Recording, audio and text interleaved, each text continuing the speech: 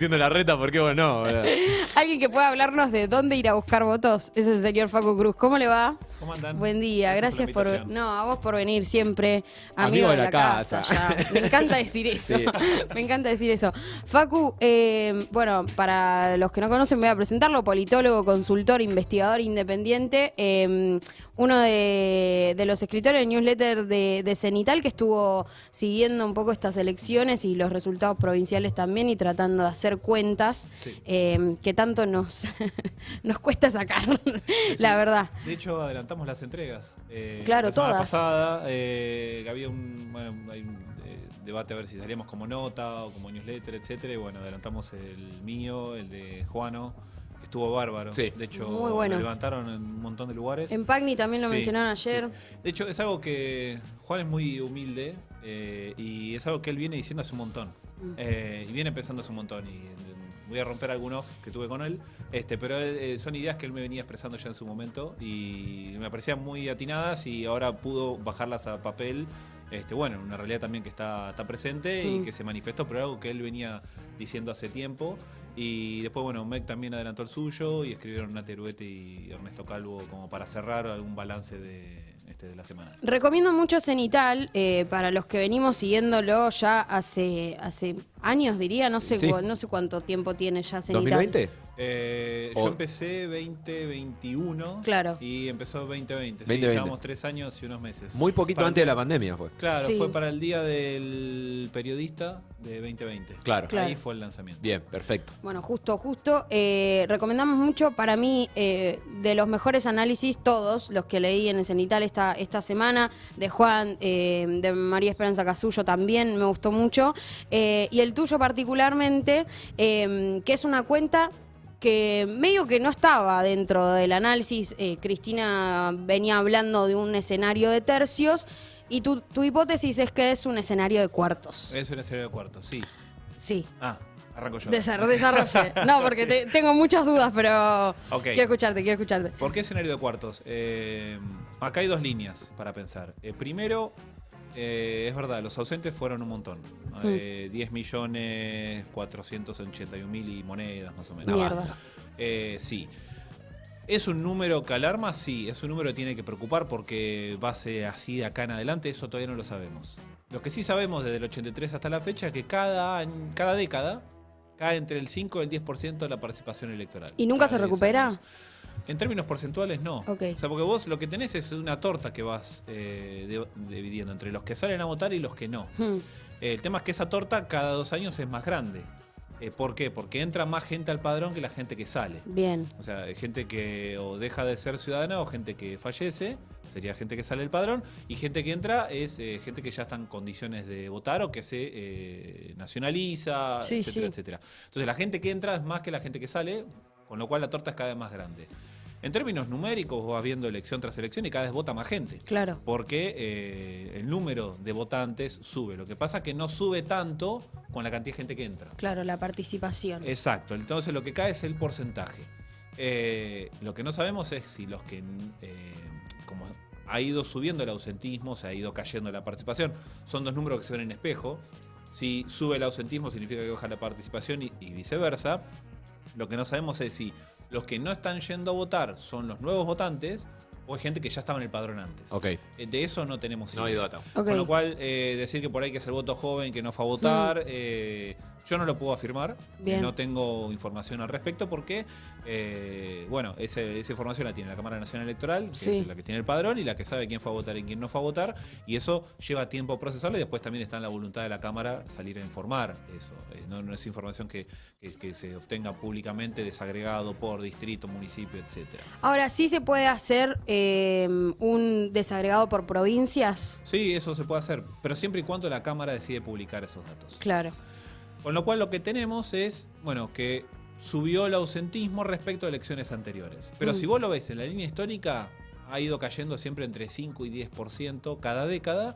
Y lo que siempre llama la atención es cuando se rompe una decena. Entonces, cuando estábamos cerca de 90 y cayó 80, fue, bajó la participación. Y por ahí te bajó 2 puntos. Pero te bajó de 91 a 89. Claro. pero te cambia el número de adelante. Es como las ofertas. Claro. Sí. Vos vas y tenés paleta 99,99 y decís cheque barato, y la tenés a 101 y decís cheque caro, y son 2 pesos de diferencia. Ok. Acá es más o menos parecido. Lo que tenemos ahora es que estamos rompiendo la barrera del 70. Entonces, las últimas elecciones rondaban entre el 75 y el 70 y ahora estamos más cerca del 70 que del 75. Claro. Las últimas elecciones me refiero a la última década. Post 2001 ahí hay un bajón importante, se recupera después. Sí. Entonces se estabiliza en torno a 75 y ahora fue cayendo a poquito, como que se fue desgranando. Pero como estamos por romper el 7 y aparece ese número 69, 68, entonces ya mentalmente nos predisponemos distinto. ¿Cuánto? Tengo muchas preguntas. La primera es, si tenés alguna... Acércate el micrófono ahí, así listo, te escuchamos bien.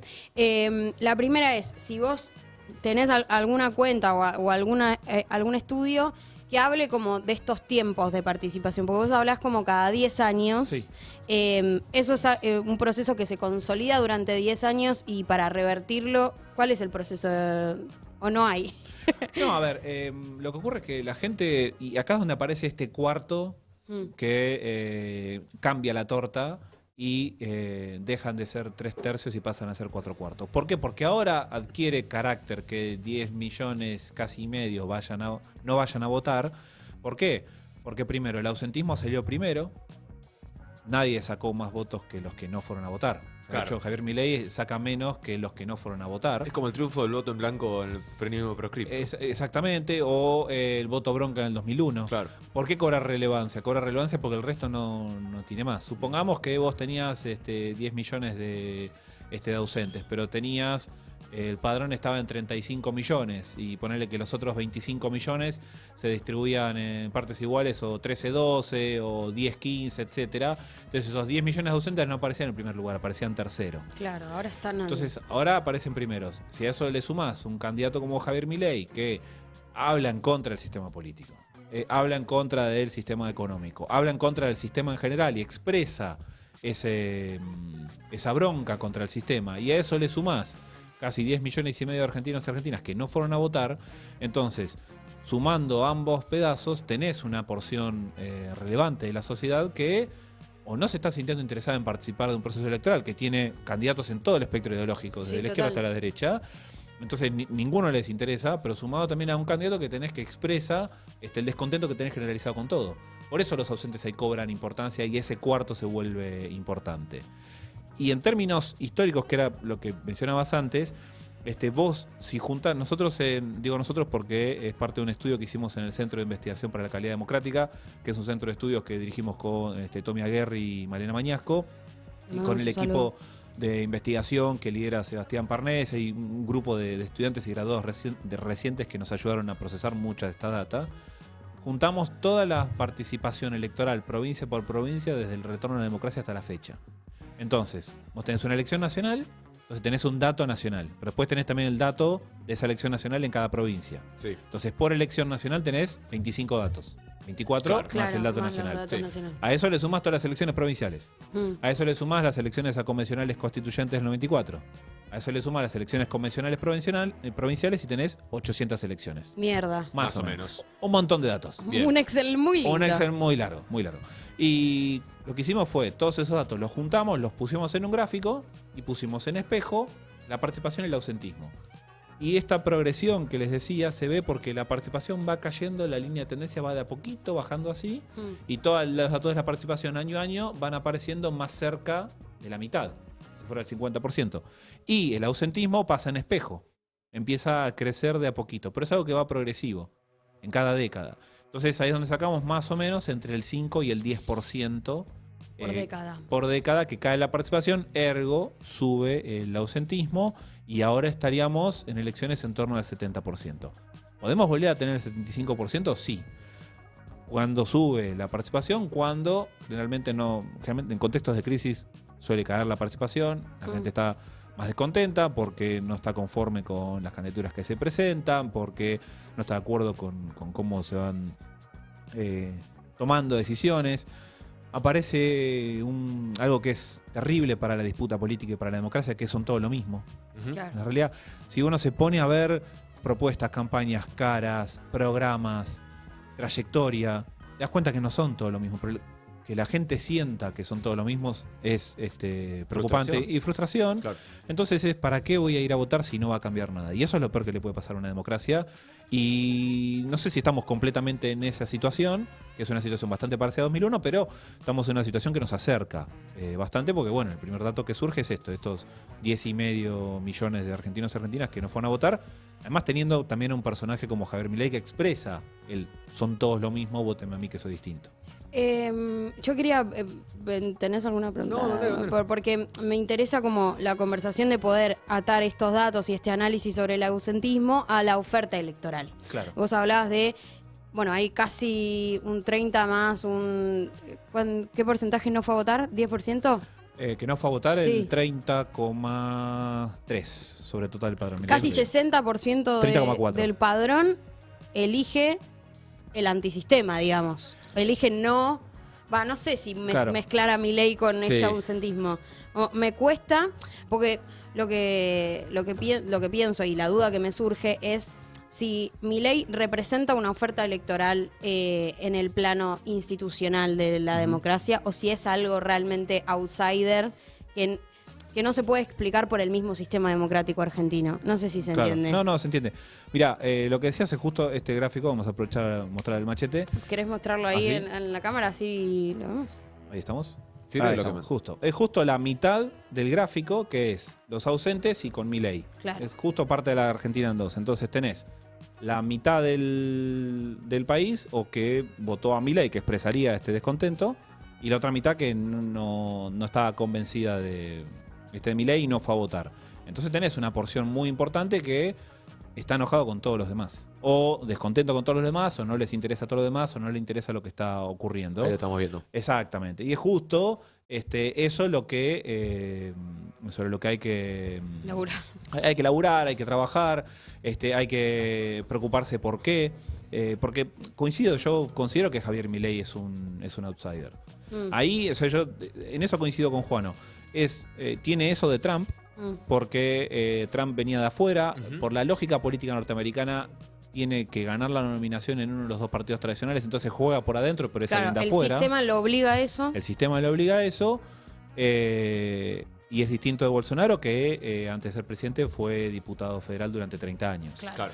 Pero parecido a Bolsonaro, lo que hace es, en vez de ir a uno de los partidos tradicionales, arma la suya propia. Bolsonaro buscó un partido con el que podía sentirse cómodo y con eso compitió, porque la estructura jurídica de los partidos en Brasil es parecida a la Argentina, a diferencia de la de Estados Unidos. Entonces como que tiene un poco de cada uno.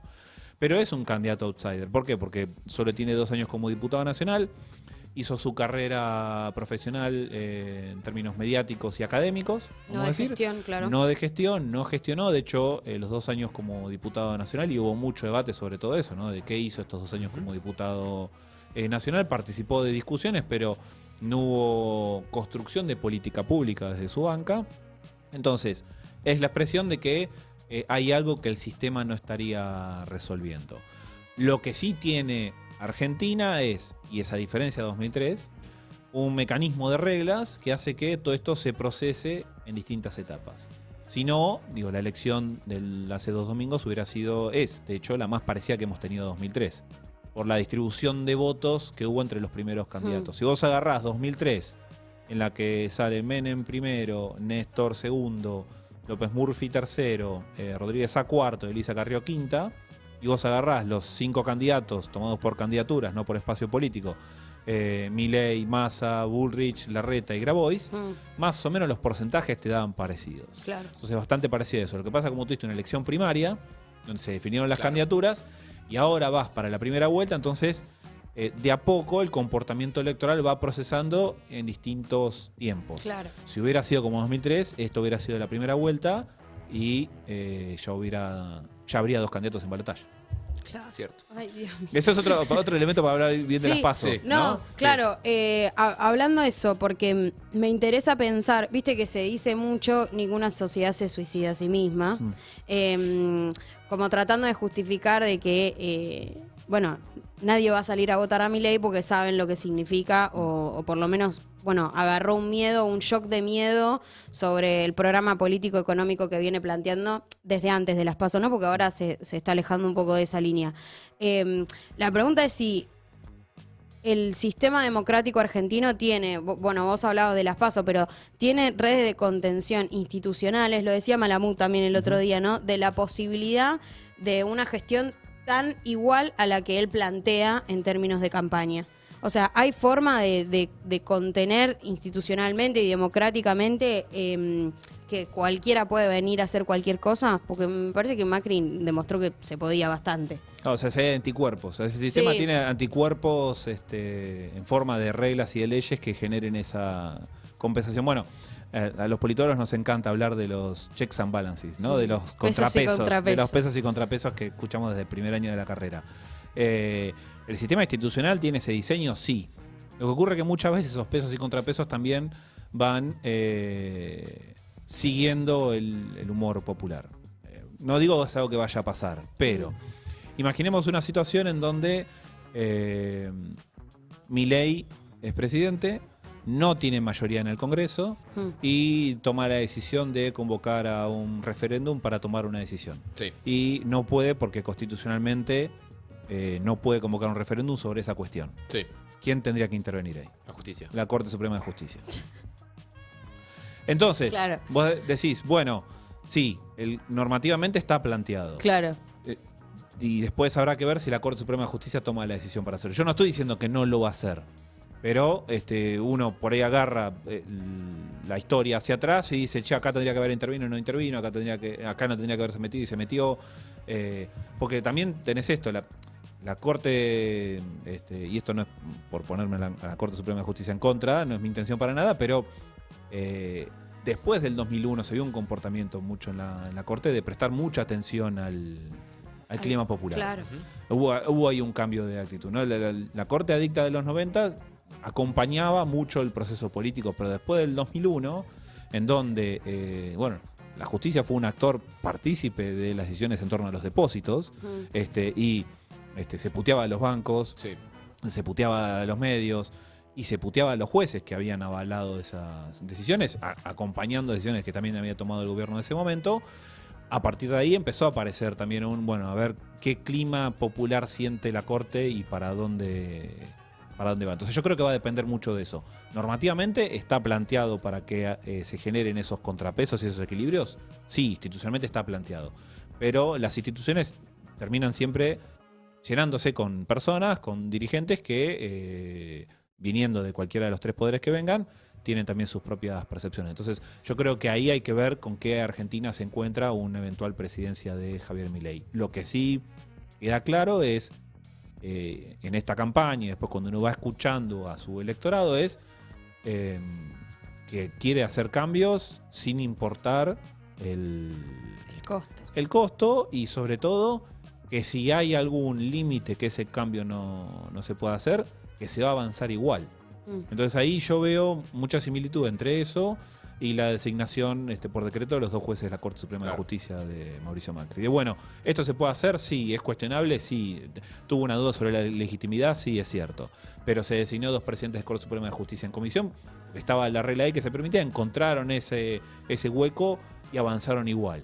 Y después todo eso quedó en discusión, ¿no? Sí, sí. Pero bueno, se intentó hacer porque no estaba la relación de fuerzas dada para hacerlo y se buscó hacerlo igual. Ahí es donde yo empiezo a encontrar elementos de algo que me preocupa, que es hasta dónde empujará un eventual gobierno de Javier Milei cumplir con su agenda cuando hay frenos institucionales que no lo permiten, ¿no? Está planteando un estilo de democracia en donde va a ser una democracia directa entre un eventual presidente que sería él y el pueblo, en donde no hay intermediación. Actores políticos. Sí, el anarcocapitalismo, digamos, la eliminación absoluta del Estado. Claro, pero también una conexión que él asume que es popular. Claro. O sea, que hay una conexión directa con el pueblo. Y después tomar decisiones es, yo quiero tomar entonces, en vez de gobernar por encuestas, gobernás por referéndums o gobernás por plebiscitos, que es un tipo de democracia, no una democracia plebiscitaria, pero una democracia directa que no tiene intermediación. Entonces el Congreso ahí dejaría de cumplir un rol, que sería el rol de la discusión.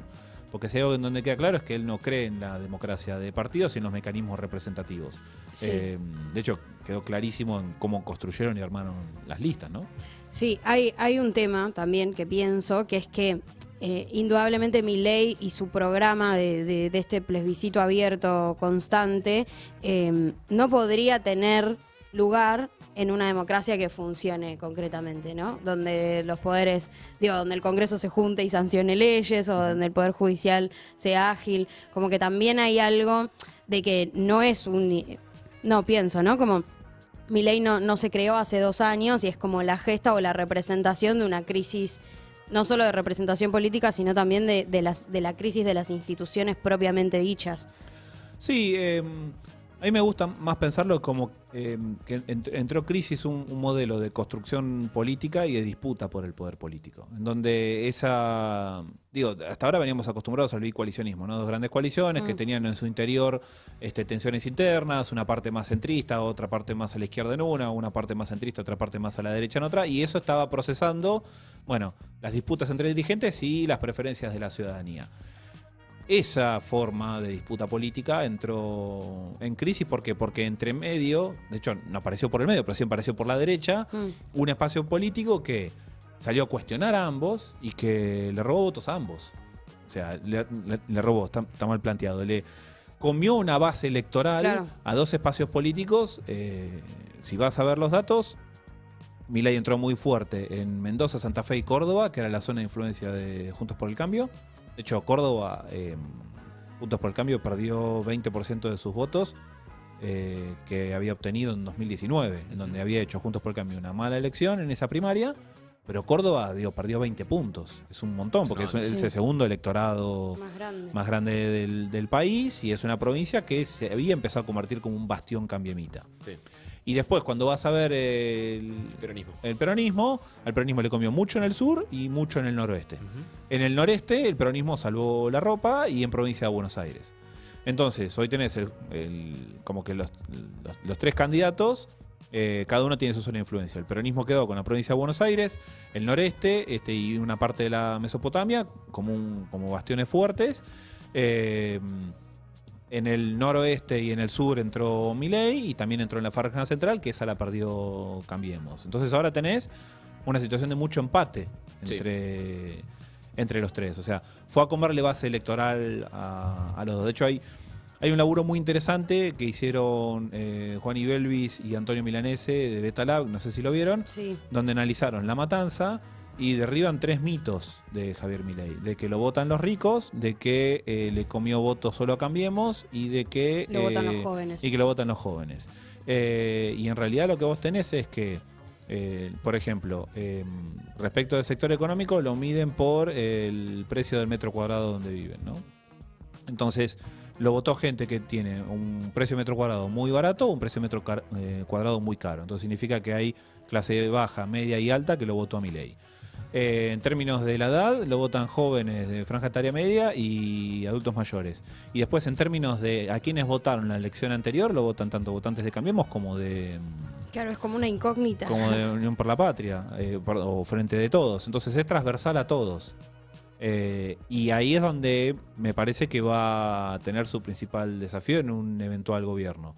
Cómo salir a atender esa base electoral que es profundamente transversal, y que si tiene esa transversalidad, seguramente hay gente que se identifica de izquierda o progresista, hay gente que se identifica de centro, hay gente que se identifica de derecha, y eso es una base muy amplia que, cuando tenga que empezar a generar política pública, va a tener que tratar de contentar a todos ellos, y eso requiere experiencia política, construcción, intermediación. Bueno, puedes prestar atención a todo el país solo viendo redes sociales o prendiendo la televisión, etcétera. Necesitas diálogo con las provincias, contacto, conocer qué es lo que pasa a la gente, y eso se logra con una construcción política amplia, algo que él no tiene. Se vio que en las provincias no tenía lista de diputados o senadores en algunos distritos. No pareciera tener una vocación de querer ocupar ese rol tampoco. Exactamente. Estos últimos días se circuló mucho este famoso teorema de Baglini, que dice que los candidatos ajustan un poco sus políticas, sus discursos, de acuerdo a cuántas chances tienen de ganar o no las elecciones, y por eso vemos que Milei ahora ajustó un poquitito, se está moderando.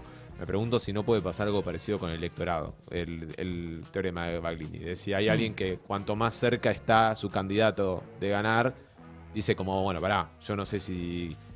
No sé si este voto era tan en serio, ¿no? Como, claro. No sé si ahora que puede ser una realidad, Claro, ¿cuántos de sus votos propios se podría retener? Sería. Ponele. Sí. O sea, porque se habla mucho, yo creo que es cierto que no es, el techo de Milei no fue 30, yo coincido con eso. Tampoco sé si lo tiene tan asegurado. Es eso, me parece. Me pregunto, y te pregunto vos, bien, ¿qué pensás? Ahí me parece que, o sea, ahora va a empezar una campaña distinta. Sí. Por favor. Ojalá. Lo dijimos tipo, sí. Va a empezar una campaña distinta para todos. Creo que ya, Sergio Massa ya mostró la semana pasada que esa campaña va a virar en virtud de las declaraciones que estuvo haciendo y sobre todo de la entrevista que dio a mitad de semana, que dieron los tres candidatos presidenciales, los tres principales. Ahí empezó a notarse, ¿no?, un giro de alguna manera. Y también se notó un giro en Javier Milei. ¿Y por dónde creo que viene ese giro? Yo creo que todavía faltan algunas semanas para que veamos las preferencias ciudadanas que se terminen de acomodar para ver qué tan sólido está. Porque siempre la primera semana aparece la primera encuesta que dice, bueno, así arrancan todos para la primera vuelta. Son generalmente encuestas que se hacen muy en caliente, pero bueno, salen a marcar un poco el pulso y hay que dejar correr todavía un par de semanas para que las encuestas capturen bien qué tanto de sus votos propios retiene. Yo creo que va a tener una alta retención de votos propios y qué tanto puede llegar a crecer. Me parece que su mensaje, esto de acercarse al calorcito del poder y moderar algunas intervenciones, tiene que ver no tanto para contentar al electorado propio que ya está cerca de él, sino para contentar a lo que llamamos el círculo rojo, el establishment. Porque ahora empieza esa discusión, o sea, bueno, listo, fueron las primarias, entonces ahora actores económicos, corporativos, todo lo que llamamos círculo rojo, empieza a decir, bueno, ahora va a venir una primera vuelta y de acá se va a distribuir el poder político que van a hacer hasta los otros 2 años que haya elecciones de mitad de mandato, pero después todo el poder político va a quedar a nivel ejecutivo, porque ya se van a distribuir todas las provincias y la nación. Sí. Claro. Y los actores económicos, generalmente, para dónde va el programa económico en gobierno, ganan o pierden. Entonces ahora, me parece que lo que está tratando de hacer es calmar al círculo rojo, porque honestamente el círculo rojo no tiene buena impresión de Javier Milei. Como tampoco estaba muy convencida, me parece, de Patricia Bullrich. No. Ahí los que aparecían más cómodos para el círculo rojo eran Sergio Massa y Horacio Rodríguez Larreta. Hoy solo queda Sergio Massa en ese sentido. Bueno, también está Schiaretti, ¿no? Pero Schiaretti en las preferencias ciudadanas corre bastante más atrás. Entonces, con chances competitivas, el que parece como el actor del sistema y que tiene las condiciones y las capacidades para generar los consensos de las reformas que están pidiendo es Sergio Massa. Javier Milei aparece como el actor disruptivo para generar las reformas. No va a generar consenso en torno a eso. Y la realidad es que hay también una memoria de ese 2001 en donde al círculo rojo no le conviene que todo estalle por los aires. Porque hasta que todo se acomode lleva tiempo y genera muchos costos y tampoco le permite, digo, el círculo rojo, si pensamos en los actores económicos, lo que intentan todo el tiempo es generar margen de ganancias, y margen de ganancias se genera cuando la economía se mueve. Claro. Cuando la economía está parada, o no hay recursos, o no se puede proveer de bienes y servicios porque se cortan las cadenas, o no pueden consumir bienes y servicios porque la ciudadanía no tiene guita, entonces los actores económicos ahí pierden. Entonces me parece que eso del teorema de Berlini aplica mucho más, porque veo en él un intento por decir, bueno, calmar un poco las aguas de los sectores económicos mejor posicionados, ¿no? El círculo rojo, el establishment, etcétera. Casi que se tuvo que tomar en serio a sí mismo Milei también. Sí, exacto. Y también aparece mucho este equilibrio, ¿no?, en el que busca con las entrevistas. Porque a cada entrevista siempre va con Villarruel. ¿Sí? Es el único que lo hace. Massa no suele ir a todas las entrevistas con Rossi, Bullrich no va a todas las entrevistas con Petri. Él va a las entrevistas con Villarroel y también si prestamos atención a la entrevista del miércoles pasado, hubo como una distribución de roles en torno a qué decir o qué hacer. Ella corrigió en algunas cosas, hay ahí muchos mensajes. De hecho, también va de la mano con, esto lo capturó muy bien mi compañera Lara Uiburu, que es politóloga también. Y estábamos viendo una entrevista y me dice, mirá quiénes están yendo a hablar ahora. Eran jóvenes de La Libertad Avanza, que estaban teniendo en una entrevista televisiva un intercambio con los conductores respecto de dónde aplicar las políticas para el ajuste. Y tenían muy en claro cómo funciona el presupuesto. ¿Sí? Entonces me decía, mirá, no es el votante libertario que hace TikTok, etcétera. Están empezando a mandar gente que sabe lo que tiene que decir y que lo puede decir. Cuadros con formación. Entonces, atrás hay tal vez una estructura que no conocemos. Claro. O sea, de hecho, la semana pasada, en otros intercambios también me preguntaron, bueno, qué chances tenía que se realizara su programa, etcétera. Y mi primera respuesta es: no se conoce el equipo económico, ahora empezó a conocerse, no se conoce el equipo de energía, el equipo fiscal, el equipo de políticas sociales, no hay atrás voceros que pueden hablar de distintos temas, es él, es ella y alguno más que empezó a salir, pero después no conocemos cuál es la estructura política de atrás, ¿no? Y ahí creo que es la gran pregunta que se irá develando en las próximas semanas, y también la gran duda de la factibilidad de llevar adelante un eventual programa de gobierno de él. Facu, muchas gracias. No, a usted por la invitación. Mucha claridad como siempre. Gracias. Bueno, síganlo, y que siempre está publicando cosas, encuestas, números, Excel maravillosos, sí, para los nerds que nos gusta mucho. Gracias, Gracias por la invitación. Nosotros vamos a una pequeña tanda y ya volvemos. Ahí venimos.